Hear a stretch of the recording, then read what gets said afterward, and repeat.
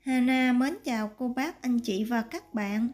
Tuần này Hana xin chia sẻ với cô bác, anh chị và các bạn cách làm món rau câu phô mai trái cây vừa ngon vừa đẹp mắt. Để làm món rau câu này, trước tiên mình sẽ chuẩn bị phần rau câu. Hana cho vào son 1,5 lít nước, thêm vào 12g bột rau câu dẻo hoặc là rau câu giòn, tùy ý cô bác, anh chị và các bạn chọn. Sau đó mình sẽ khuấy đều và ngâm phần rau câu này khoảng 30 phút. Trong khi chờ phần rau câu nở thì mình sẽ chuẩn bị phần trái cây ăn kèm. Hana sử dụng một trái kiwi và một trái bơ loại size lớn. Cô bác, anh chị và các bạn mình có thể sử dụng bất cứ loại trái cây nào mà mình thích cũng được. Mình sẽ gọt vỏ kiwi và bơ, sau đó cắt thành những khối vuông nhỏ và đậy kín lại để qua một bên.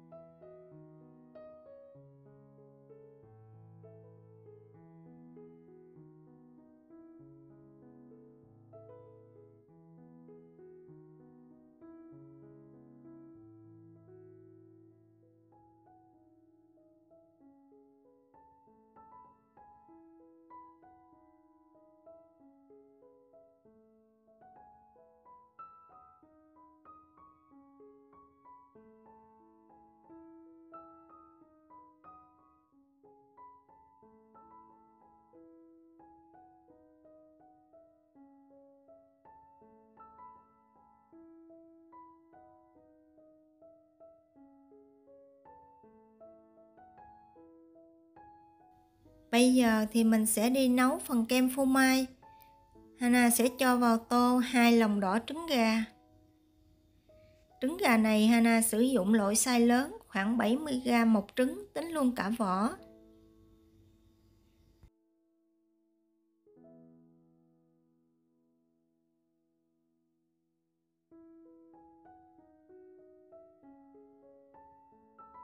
Mình sẽ thêm vào lòng đỏ 100g sữa đặc có đường,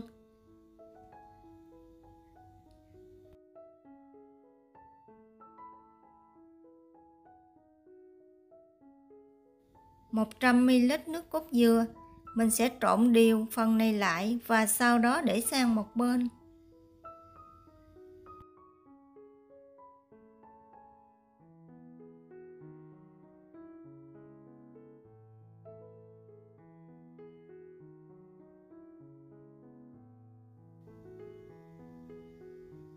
Mình sẽ bắt một cái son nhỏ lên bếp, cho vào cùng một lúc 120g kem phô mai, 110g kem tươi.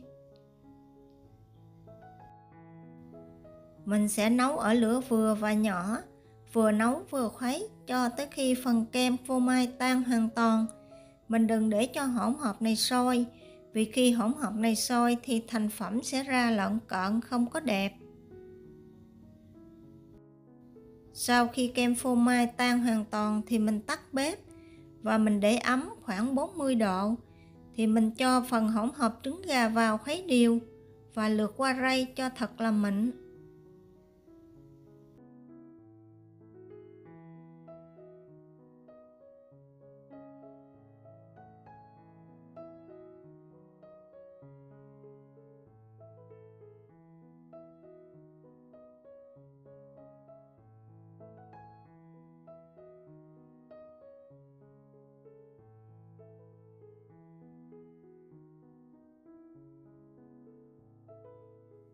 Mình sẽ cho hỗn hợp vừa rây mịn vào nồi và bắt lên bếp nấu ở lửa vừa và nhỏ cho tới khi hỗn hợp sệt lại là đạt. Mình chịu khó vừa nấu vừa khuấy. Nhớ canh lửa đừng có để hỗn hợp này sôi, vì nếu sôi thì phần lăn sẽ bị lợn cợn nhìn không đẹp mắt. Sau khi hỗn hợp sệt lại thì mình tắt bếp và để sang một bên.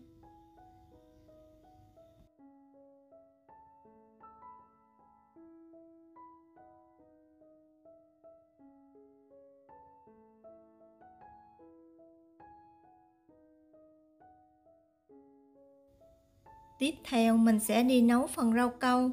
Giống như những lần trước Hana có chia sẻ rồi, mình sẽ bắt son rau câu lên bếp, khuấy đều và đậy nắp lại, đun ở lửa vừa cho tới khi rau câu sôi và tan hoàn toàn.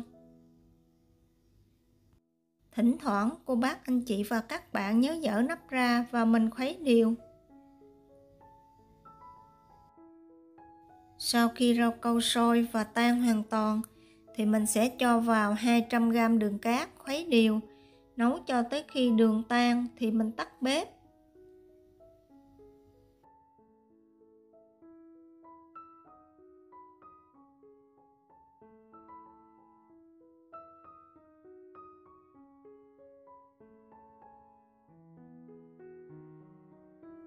Mình sẽ cho vào son kem phô mai khoảng 750ml nước rau câu, sau đó khuấy đều lên và thêm vào khoảng 30ml nước lá dứa.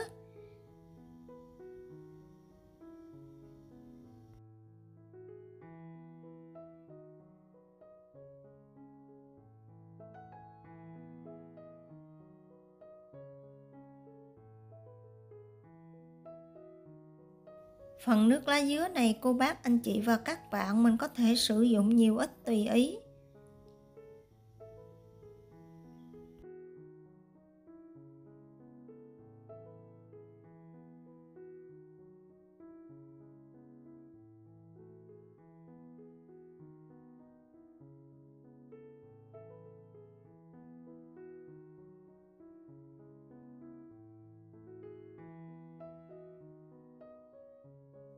Để giúp phần rau câu này được mịn và đẹp hơn thì Hana sẽ lượt qua rây.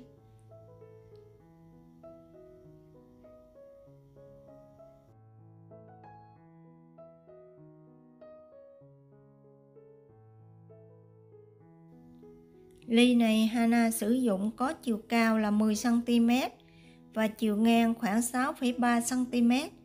Cô bác, anh chị và các bạn có thể sử dụng bất cứ loại ly nào mà mình có. Mình sẽ cho vào ly khoảng 120ml rau câu lá dứa.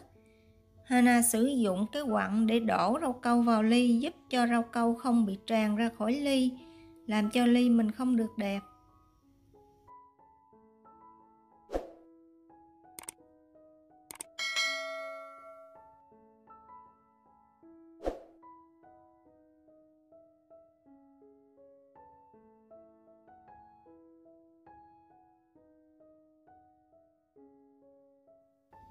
Sau khi đổ xong lớp rau câu lá dứa này thì mình sẽ để khoảng 5 phút cho mặt rau câu se lại bớt thì mình mới đổ lớp tiếp theo. Để tạo vân màu trắng thì Hana sử dụng 250ml nước rau câu, thêm vào khoảng 70ml nước cốt dừa, khuấy đều.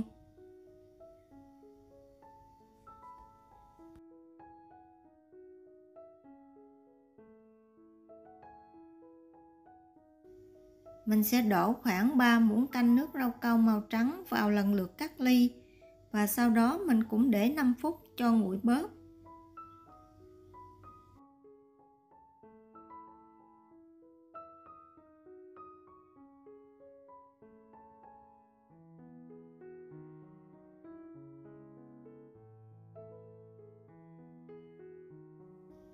Để tạo vân màu xanh đậm hơn thì Hana lấy ra khoảng 200ml nước rau câu lá dứa lúc nãy, thêm vào 2 muỗng canh nước lá dứa, mình sẽ khuấy đều và tiếp tục lần lượt đổ vào các ly khoảng 3 muỗng canh nước lá dứa màu xanh đậm.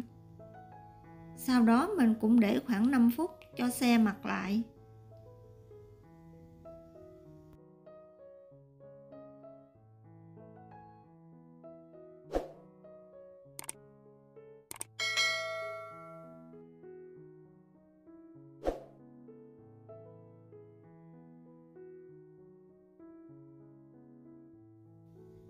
Sau khi rau câu xe mặt lại thì mình sẽ cho phần trái cây vào. Trái cây cô bác, anh chị và các bạn mình cho nhiều ít tùy ý nha.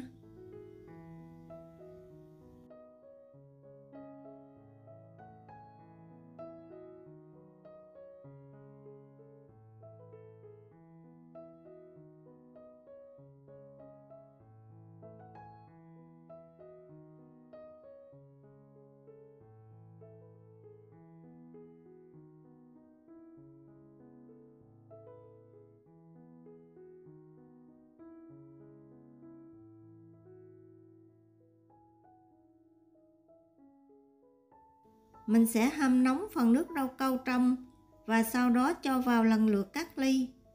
Mình đừng có cho đầy quá.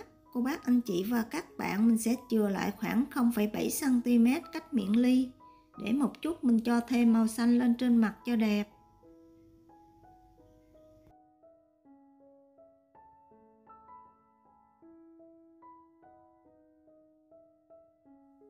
Mỗi một lớp sau khi đổ, cô bác, anh chị và các bạn mình cũng nhớ để khoảng 5 phút cho xe mặt lại mình mới đổ lớp kế tiếp. Phần trên cùng, cô bác, anh chị và các bạn mình có thể dùng lớp lá dứa, hoặc là lớp rau câu trong, hoặc là rau câu nước cốt dừa tùy ý thích. Sau khi làm xong, mình sẽ để cho rau câu thật nguội, sau đó mình cho vào tủ lạnh khoảng 1 tới 2 tiếng đồng hồ là mình có thể dùng được. Hana hy vọng cô bác, anh chị và các bạn sẽ thích những gì Hana chia sẻ. Nếu cô bác, anh chị và các bạn thích những gì Hana chia sẻ, nhớ đăng ký ủng hộ kênh của Hana nhé. Hana cảm ơn cô bác, anh chị và các bạn rất nhiều. Hana kính chúc cô bác, anh chị và các bạn nhiều sức khỏe, nhiều niềm vui và nhiều hạnh phúc.